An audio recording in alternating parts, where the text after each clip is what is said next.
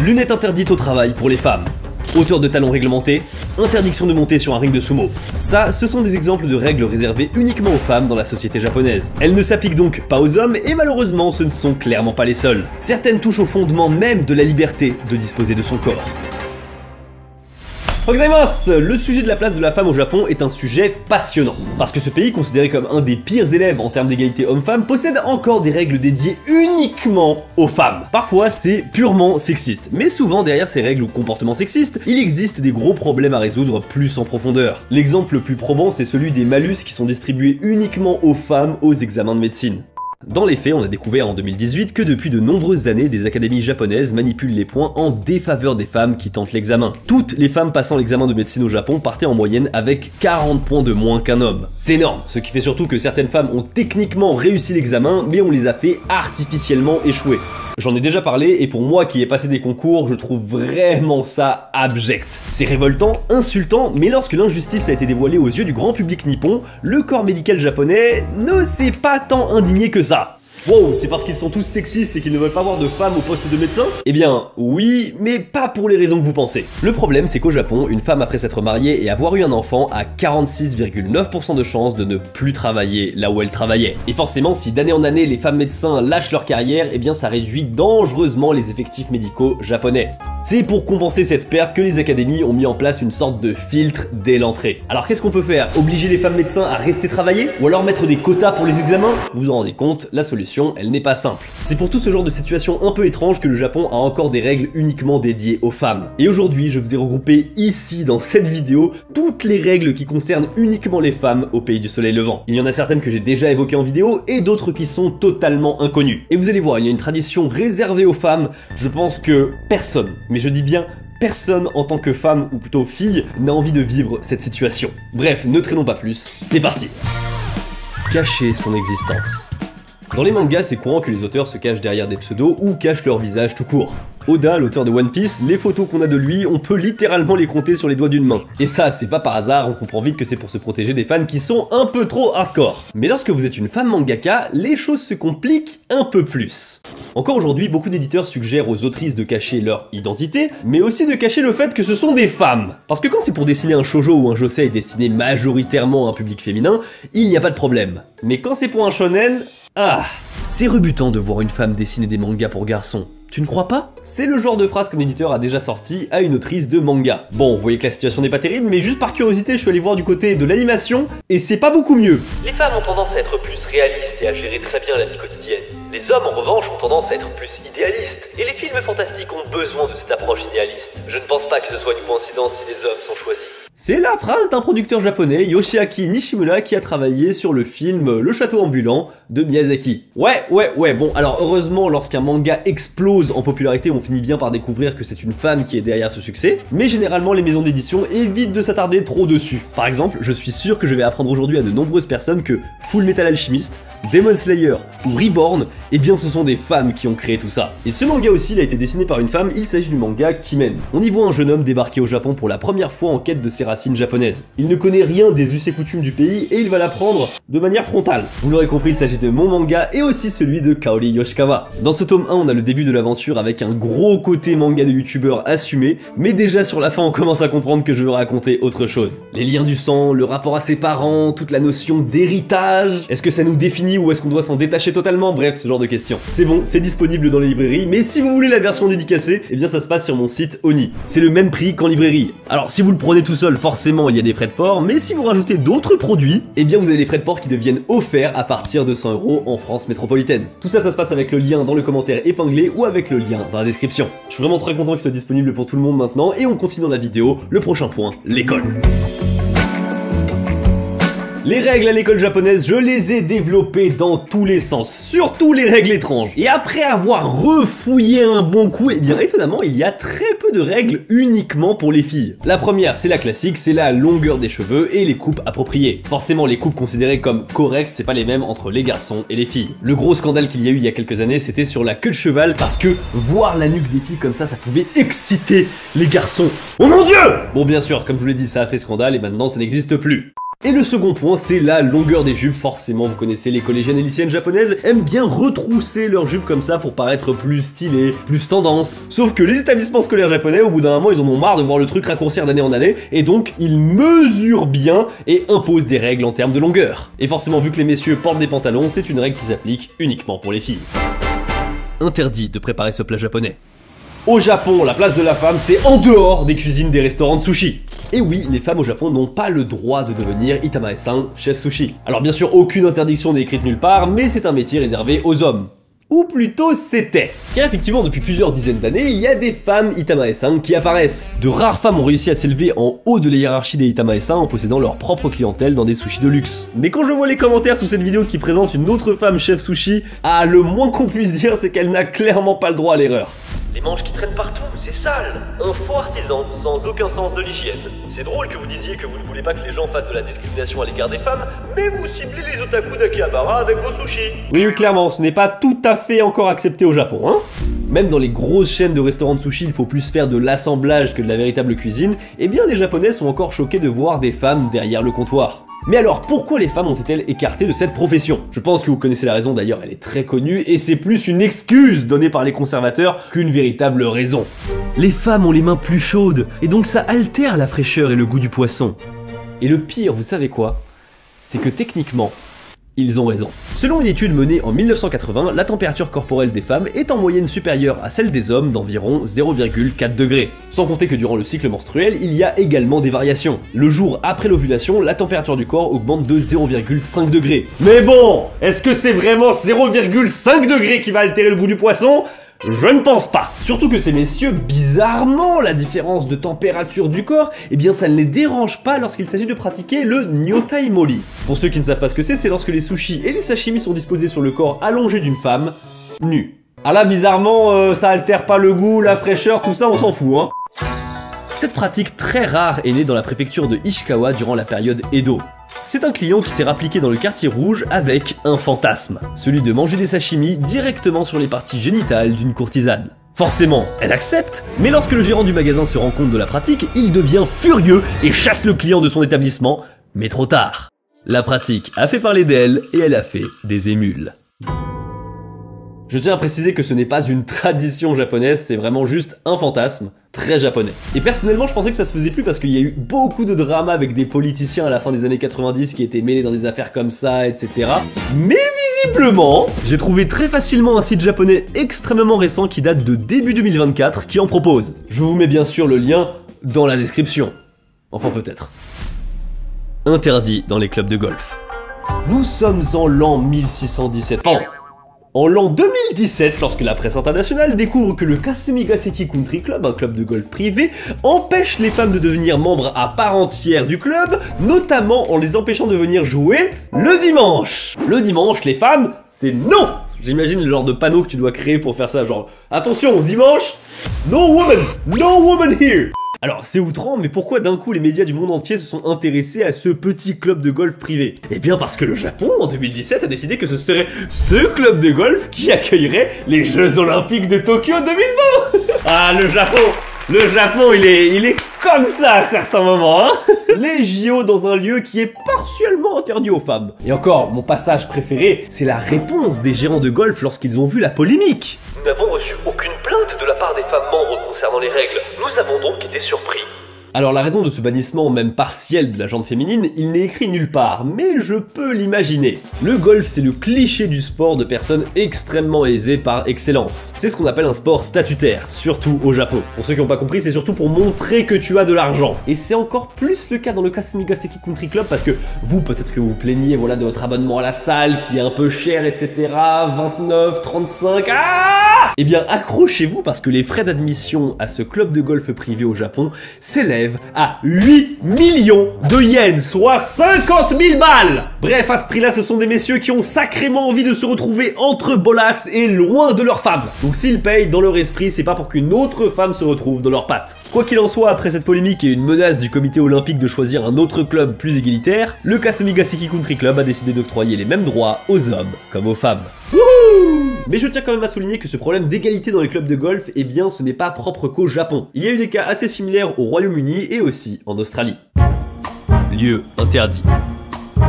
Des lieux interdits aux femmes au Japon, il y en a beaucoup d'autres. J'ai déjà parlé de la montagne Ōmine dans la préfecture de Nara. Elle fait partie des lieux catégorisés comme étant Nyonin Kinsei, qui veut littéralement dire en japonais « interdit aux femmes ». C'est une pratique japonaise qui consiste à interdire les lieux aux femmes parce que ce sont des femmes. Alors pour la plupart il s'agit de lieux à connotation religieuse, qu'ils soient shinto ou bouddhistes, et on parle de barrières anti-femmes Nyonin Kekkai. Dans la liste, il y a donc le mont Ōmine, avec cette formidable pancarte, l'île d'Okinoshima, qui est classée au patrimoine mondial de l'UNESCO, et en vérité il y a beaucoup d'articles qui disent « Oh là là, l'endroit où les femmes ne peuvent pas aller » et... Certes, c'est vrai, mais c'est pas comme si tous les hommes pouvaient y aller non plus. En fait, il y a seulement quelques prêtres qui ont le droit de fouler la terre de cette île. Ensuite, nous avons le dohyo, il s'agit du ring pour les sumo. Oui, c'est un sport, mais ça fait aussi partie du cadre religieux. Et pourtant, aujourd'hui, il existe des compétitions de femmes sumo qu'on appelle onnazumo. Et contrairement à ce que vous pouvez penser, le onnazumo, c'est pas du tout un sport moderne. Il est pratiqué depuis le milieu de la période Edo, mais à l'époque, il y avait une vision un peu plus lubrique de ce sport. Les femmes ne portaient pas de soutien-gorge. On continue avec le Ishikami Jinja de l'île d'Awaji, où les femmes ne sont pas autorisées à s'approcher trop proche du sanctuaire. Il y a aussi la montagne Itsubushiyama dans la préfecture d'Ishikawa, où au mois de mars, un festival est organisé pour prier pour une bonne récolte. Et les femmes y sont interdites, mais seulement si elles ont plus de 14 ans. Mais je vous ai gardé le meilleur, la crème de la crème pour la fin, le Oto Matsuri.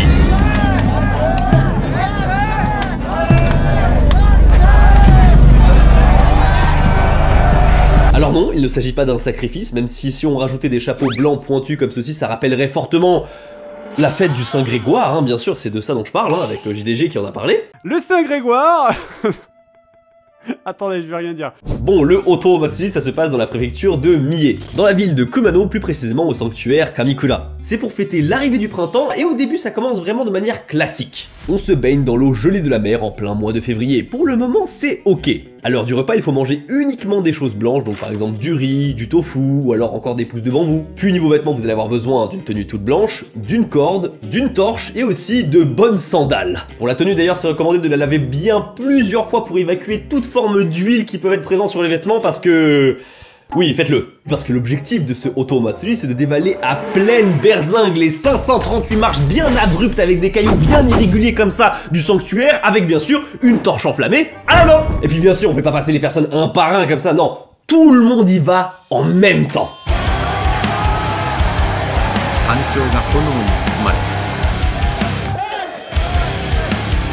Bon écoutez, chaque année, étrangement, il y a des incidents. Oh! Quelle surprise! Bref, pour une fois, c'est peut-être pas plus mal que les femmes ne soient pas conviées à ce genre de Matsuri et qu'elles attendent très tranquillement à la maison. Mais maintenant, la question, c'est pourquoi les femmes sont interdites dans ces lieux religieux? Que ça soit shinto ou bouddhiste, il y a toujours un petit peu de « non, les femmes, c'est à l'écart ». Bien, mesdames et messieurs, j'espère que vous êtes prêts pour les meilleures explications. Du côté du shintoïsme, la raison, c'est à cause du sang. Le sang, c'est l'impureté, le kegare. Et comme mesdames, vous avez vos règles et que vous accouchez dans le sang, alors vous êtes impur. Heureusement, comme vous ne baignez pas dans le sang matin, midi, soir, les sanctuaires vous sont interdits uniquement dans les moments où ça coule dans le mois. Mais ça, c'était avant que les bouddhistes arrivent. Lorsqu'ils sont arrivés au Japon, pour ne pas fâcher le pouvoir en place, dont notamment l'empereur qui est un descendant direct de la déesse Amaterasu et donc des croyances shinto, ils sont arrivés avec leur nouvelle religion en ne réfutant pas le shintoïsme. Le bouddhisme, c'est ça, la vérité. Ah, mais le shintoïsme aussi, c'est la vérité, je veux dire, oh non mais on a tous les deux raison en fait. Et c'est comme ça qu'il s'est passé au Japon ce qu'on appelle un syncrétisme religieux. En gros, c'est une fusion des deux religions, mais attention, pas pour en donner une nouvelle, c'est une coexistence des deux religions. Sauf que les bouddhistes, en voyant les shintoïstes faire concernant l'interdiction des femmes, eh bien, pour un peu montrer le bon exemple, ils ont voulu en faire plus que nécessaire. Pour le dire clairement, ils ont rajouté une bonne couche sur l'interdiction des femmes. Et c'est comme ça que dans la vision bouddhiste, les femmes ne peuvent pas devenir Bouddha. Elles détournent les hommes et les fait plonger dans des désirs impurs. Et c'est donc pour ça que les femmes ont été écartées des lieux de culte. Et vraiment, je pense que vous ne vous rendez pas compte à quel point il y avait énormément d'endroits au Japon qui étaient bloqués et interdits aux femmes. Heureusement, à l'ère Meiji, toutes les Nyonin Kekkai, donc les barrières anti-femmes, ont été levées, mais voici la liste. Regardez-moi cette liste. Rien que le mont Fuji, c'est que depuis 1868 que les femmes peuvent le gravir. Et ce sont encore les quelques barrières qui n'ont pas été levées qui sont les interdictions qu'on a aujourd'hui. Alors maintenant, les femmes japonaises ont les mêmes droits que les hommes japonais, mais ça c'est la théorie, parce que là où il y a le plus de conflits et de différences, c'est sur le lieu de travail. Masuda est en panique. Au sein du grand bâtiment de l'entreprise, il court dans tous les sens. Le voilà enfin arrivé au département comptable. Mais oui, bien sûr, là-bas il devrait trouver ce qu'il cherche. Il ouvre la porte, et dans l'open space, il crie: Excusez-moi, est-ce qu'il y a une femme disponible pour servir le thé? Alors non, ce n'est pas une vanne. Encore aujourd'hui dans les entreprises, il y a certains employés qui pensent qu'il n'y a que les femmes qui peuvent servir le thé. En gros, quand un gros client dans le B2B il arrive, il faut pouvoir lui servir à boire. Le plus souvent, c'est du thé, et c'est vrai que dans 99% des cas, la personne qui verse ce thé, eh bien c'est une femme. Donc quand il n'y a pas de femme disponible dans un département concerné qui doit accueillir un gros client, eh bien il y a des émissaires qui partent en quête sur d'autres départements pour retrouver une femme pour servir le précieux liquide. J'ai trouvé cette info sur ce site qui regroupe des règles réservées aux femmes sur le lieu de travail et oh là là là là là là, il y a des pépites. Déjà, les lunettes interdites aux femmes, ça c'est une règle dont j'avais déjà parlé et qui a beaucoup fait parler d'elle. Dans certaines entreprises, les femmes n'avaient pas le droit de mettre des lunettes parce que ça pouvait refroidir leur visage. Oh non! Le maquillage en revanche, lui, il est bien obligatoire. Bien sûr, il n'y a aucune règle écrite qui dit tu dois venir au travail maquillé, mais si jamais vous ne le faites pas au Japon, il va y avoir des réflexions, et d'ailleurs en fait le plus souvent des réflexions de la part d'autres femmes. On continue avec la hauteur des talons qui sont réglementés pour justement qu'il y en ait une minimum. Je sais maintenant que ça peut faire très mal au dos, etc. Ça peut avoir des répercussions à long terme, mais au Japon ça fait partie on va dire de l'uniforme d'une salary woman. Une autre règle c'est répondre au téléphone. Si c'est le téléphone des appels extérieurs, donc la réception, eh bien c'est forcément une femme qui doit décrocher. Et s'il y a que des hommes autour de ce téléphone qui sonne, eh bien personne ne répond. Et celui qui m'a fait le plus tiquer, c'est qu'en fait c'est une mesure qui se veut progressiste, mais qui devient très régressive. Dans le secteur financier au Japon, de plus en plus de banques essaient de faire en sorte que les employés n'aient plus d'uniforme. Mais bizarrement, le fait de laisser tomber l'uniforme, ça va pas au même rythme pour tout le monde. Les hommes n'ont plus d'uniforme obligatoire, mais les femmes, oui, encore, oui. C'est-à-dire que les hommes, vous pouvez venir, bon peut-être pas non plus abuser avec un t-shirt, mais les femmes par contre, vous avez toujours la tenue obligatoire. Mais si ces règles au travail qui peuvent être appliquées dans certaines entreprises japonaises vous choquent, vous n'êtes clairement pas prêt pour les règles qui concernent le mariage et les enfants. Calendrier de grossesse. Une employée dans une crèche ainsi que son mari en 2018 sont venus s'excuser auprès de son patron pour ne pas être tombée enceinte au bon moment. Vous connaissez peut-être cette histoire, mais oui, dans l'idée comme on doit réguler les effectifs avec les départs en congé maternité, eh bien l'entreprise parfois met en place ce qu'on appelle un calendrier de grossesse. En gros, il y a un calendrier pour savoir c'est autour de qui de tomber enceinte dans l'entreprise. T'as pas intérêt à te rater. Et bien sûr, l'ordre est défini en fonction de l'âge, de l'ancienneté, de la hiérarchie, etc. Et visiblement, même si c'est officieux, ce calendrier de grossesse, eh bien dans beaucoup d'entreprises, il est parfaitement assumé. Après, forcément, au Japon, on n'a pas la même mentalité, et si tous les employés tombaient enceintes en même temps et que d'un coup, il n'y avait plus personne dans l'entreprise, on se rend bien compte que ça tourne plus. Surtout qu'au Japon, pour une femme avoir un enfant, eh bien c'est aussi synonyme d'arrêt de carrière. Interdit de travailler après avoir un enfant. Au Japon, arrêter de travailler lorsqu'on se marie et qu'on a un enfant, c'est vraiment très classique. Au point que beaucoup de femmes souhaitent arrêter de travailler lorsqu'elles ont un premier enfant, mais les gens autour souhaitent aussi que les femmes arrêtent de travailler au premier enfant. Et parfois, ils ne l'expriment pas de la meilleure des manières. C'est comme ça qu'en 2015, on recense 20% des femmes enceintes qui se font licencier dans les 9 mois de leur grossesse. Comme d'habitude, c'est pas dans toutes les entreprises, mais ça devient une forme d'obligation tacite. La pression d'ailleurs peut venir autant de l'entreprise, du mari ou des proches. Comme par exemple la belle famille qui ne comprend pas que la femme veut continuer à travailler alors qu'un enfant est là. Vous l'aurez compris, au Japon c'est encore beaucoup carrière ou enfant, il faut choisir. En gros, les femmes après avoir un enfant n'ont plus accès à un emploi stable. Elles sont obligées de le quitter, mais vu que le salaire de monsieur ne suffit plus, il faut quand même qu'elles travaillent. Pas à des gros postes, vu qu'il y a les enfants dont il faut s'occuper. Donc ce sont que des emplois à temps partiel, des baito, qui sont des emplois précaires. Mais ce que j'ai découvert et qui m'a particulièrement choqué, c'est que l'État japonais, d'une certaine manière, il encourage les femmes à rester dans ces emplois précaires et à ne pas gagner trop d'argent. Plus taxé si la femme gagne plus.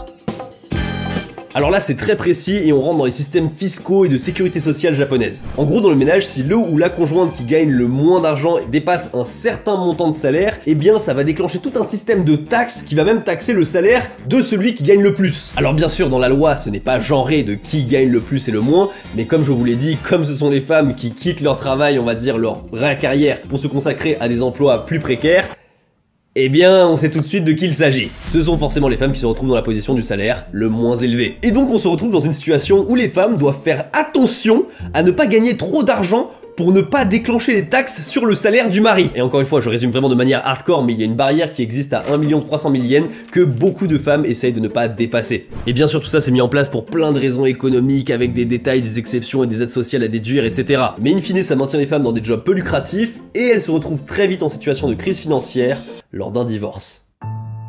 Se remarier tout de suite après un divorce. Un homme au Japon peut se remarier immédiatement après avoir divorcé. Une femme, non. Elle doit attendre un délai de 100 jours et c'était d'ailleurs aussi le cas en France avant. La raison, vous vous en doutez, pardonnez-moi l'expression, c'est si jamais elle a un polichinelle dans le tiroir. En fait, le gouvernement ne veut pas qu'une femme reconnaisse un enfant qui n'est pas celui de son mari. Et si elle est déjà enceinte au moment où elle se remarie avec quelqu'un d'autre, ça entraînerait un problème de paperasse colossal à résoudre. C'est pour ça qu'un délai légal de 100 jours est imposé. Mais je vous en parle aujourd'hui parce que récemment la loi a été modifiée et il suffit maintenant pour les femmes de prouver qu'elles ne sont pas enceintes pour pouvoir se remarier immédiatement. Et on reste sur le domaine du mariage pour le point suivant. Prendre le nom de son mari. Au Japon, ce n'est pas possible d'avoir deux noms différents lorsqu'on est marié. En France, c'est rare, mais on peut. Et en vérité, ce problème, il est plus grave que ce que vous pouvez penser. Parce qu'à cause de cette règle, d'ici 2531, tout le monde au Japon risque de s'appeler Sato. Rien qu'aujourd'hui, il y a 1,5% de la population japonaise qui a ce nom de famille, ce qui fait quand même pas loin de 2 millions de personnes qui ont ce nom. Mais comme la proportion elle augmente un tout petit peu d'année en année, eh bien au bout d'un moment, tout le monde au pays du soleil levant s'appellera Monsieur ou Madame Sato. Vous trouvez ça rigolo? Moi aussi un petit peu, mais je pense que ça le sera beaucoup moins pour les futurs japonais qui se marieront entre frères et sœurs sans le savoir. Bon, j'avoue, frères et sœurs c'est peut-être un peu abusé, mais cousins-cousines sans le savoir. Mais revenons-en à la règle des noms de famille. Dans 95% des cas, c'est le nom de la femme qui est écrasé. Et les 5% restants, c'est lorsque la famille n'a pas d'héritier masculin. Dans ce cas, ça arrive que le mari se fasse adopter par les parents de sa future femme, et donc il épouse administrativement sa sœur. Oui, je sais, ça paraît tordu, mais ça permet de perpétrer la lignée de manière unique. Enfin bref, il y a tout un système comme ça et je l'ai expliqué dans ma vidéo frères et sœurs au Japon. La femme prend la garde exclusive. Déjà que dans un couple classique au Japon, c'est vraiment maman qui va s'occuper de la charge des enfants, de l'école, etc. et le papa qui va s'occuper de ramener l'argent à la maison. Mais dans les cas des divorces, eh bien, il n'existe pas de garde partagée. C'est un des deux parents qui va récupérer la charge exclusive des enfants et vous vous doutez bien que dans 99% des cas, c'est la maman qui récupère ce droit. Les rares cas où c'est le papa, c'est lorsque la mère a été jugée comme étant inapte à jouer son rôle de mère parce qu'elle a par exemple une maladie mentale ou psychique. Mais cette garde exclusive, c'est ce qui justifie aux yeux de la loi japonaise les enlèvements d'enfants, qu'ils soient binationaux ou non d'ailleurs. Si vous ne connaissez pas ce phénomène, ce sont en général des pères de famille étrangers mariés à des japonaises qui du jour au lendemain disparaissent de leur vie en emportant les enfants avec elles. Et malgré les efforts du père pour renouer contact avec ses enfants, la loi japonaise protège les mères qui se sont enfuies. Mais je tiens à dire qu'il y a une infime lueur d'espoir parce qu'en mai 2024, le Japon a voté une toute nouvelle loi. Elle permet aux parents divorcés de pouvoir choisir une garde partagée et elle sera appliquée à partir de 2026. Bon, on a parlé d'enfants, maintenant on va rentrer vraiment dans les points très deep en ce qui concerne les règles uniquement pour les femmes. Avortement. En 2021, 28 bébés ont été tués par leur mère et 6 ont été abandonnés dans des lieux publics. Et ça c'est sans compter le nombre d'abandons devant des hôpitaux. Alors les nombres et les chiffres ne paraissent pas énormes, mais pourquoi il y a ce phénomène? Pourtant le Japon était un des pays les plus en avance en ce qui concerne les droits à l'avortement. Il est devenu légal à partir de 1948, 27 ans avant la légalisation française. À l'origine de cette légalisation assez tôt, c'est l'incident de Miyuki Ishikawa, une femme puissante qui a organisé un nombre colossal d'infanticides, qu'ils soient souhaités par les parents ou non. Alors si l'avortement est légal au Japon, où est le problème? Eh bien il réside dans son accessibilité. Yuriko, 26 ans, prenait la pilule depuis environ un mois et pensait prendre les bonnes précautions. Mais elle s'est retrouvée quelques mois plus tard enceinte de 6 semaines. Elle a prévu de poursuivre des études supérieures et n'est donc pas prête à élever un enfant. Mais lorsqu'elle s'est rendue à l'hôpital d'Hokkaido dans le nord du Japon, où elle vit, on lui a dit qu'elle devrait attendre 2 semaines avant de subir l'opération. Et en attendant, on lui a demandé d'obtenir le consentement du père du bébé, même s'il n'était pas marié. Oui, au Japon, une femme doit obtenir l'accord écrit de son conjoint pour pouvoir avorter. La loi n'empêche pas les femmes d'avorter, mais lorsqu'il s'agit de ce consentement, les femmes ne peuvent parfois pas l'obtenir, et au final, elles ne peuvent pas avorter. C'est ce qu'a déclaré Kazuko Fukuda, une militante des droits reproductifs. Oui, c'est un gros choc, sachant que les moyens de contraception au Japon, c'est pas trop ça. Déjà, la pilule contraceptive n'est légale au Japon que depuis 1999. Vous savez, ce sont les parlementaires qui sont constitués à 91% d'hommes qui ont débattu sur la question pendant 40 ans. Alors que bizarrement, pour le Viagra, ils ont mis 6 mois pour l'autoriser. Ah là, bizarrement, là, c'est allé très vite. Mais même une fois la pilule légalisée, eh bien, au Japon, ça fonctionne pas vraiment parce qu'il n'y a pas de communication qui est faite à l'école ou même ailleurs. Ce qui fait que seulement 2,9% des femmes japonaises utilisent la pilule contraceptive selon une étude de l'ONU en 2019. En France, pour vous donner une idée, on est à 36,5%. Vous vous rendez compte à quel point c'est différent. Et pour ce qui est de la pilule du lendemain, c'est que très récemment qu'on peut l'obtenir sans ordonnance en pharmacie. C'est que depuis début 2024 et le prix se situe autour de 50 €. Mais alors pourquoi au Japon ça évolue aussi lentement? Eh bien parce que le pays est en crise démographique et donc à chaque fois qu'on met le sujet de la contraception sur la table, les politiciens ils invoquent toujours la sacro-sainte baisse de natalité du peuple nippon et hop, débat terminé. Bon, j'ai vraiment gardé le meilleur point pour la fin, mais c'est celui pour lequel je pense toutes les femmes qui regardent cette vidéo vont être ravies de ne pas être nées au Japon. Il s'agit de la tradition du riz rouge.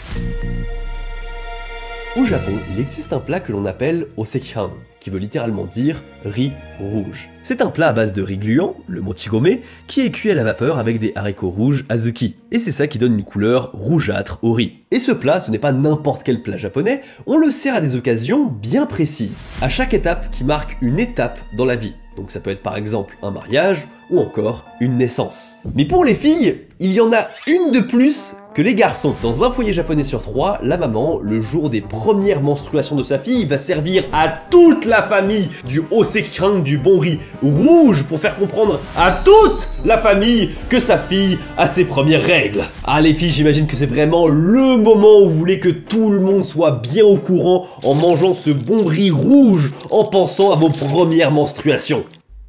C'est horrible. Alors c'était quoi la règle qui vous a le plus choqué? N'hésitez pas à me le mettre en commentaire et à lâcher un pouce bleu. Moi je vous dis à la prochaine. Tchuss.